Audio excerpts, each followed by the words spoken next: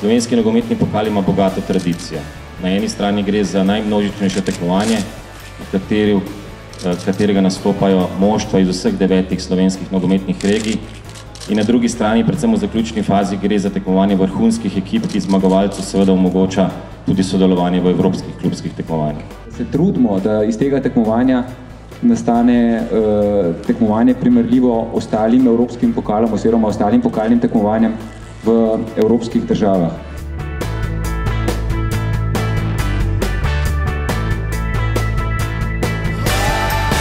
Smo tukaj edini drugoligaš, vsi so favoriti proti nam, vendar pokalno tekmovanje vedno da svoj draž in mislim, da bomo mi tudi proti Celju odigrali 2 kvalitetni tekmi in nadejamo se uvrstitev v finalu. Nimamo nobenih pričakovanj, v bistvu smo rekli, kogarkoli bomo dobili, smo probali najbolj pripraviti.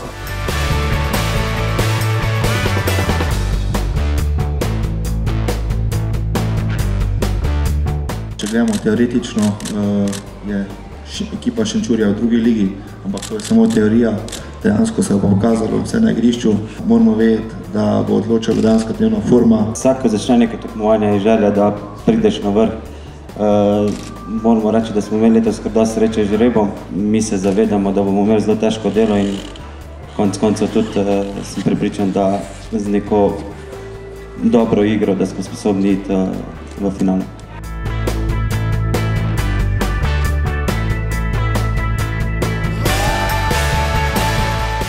V letošnji sezoni smo videli kar nekaj izjemnih tekem, tudi nekaj presenečenj, ki so za pokalno tekmovanje seveda nekaj običajnega in dajo tovrstnim tekmovanjem še posebno draž.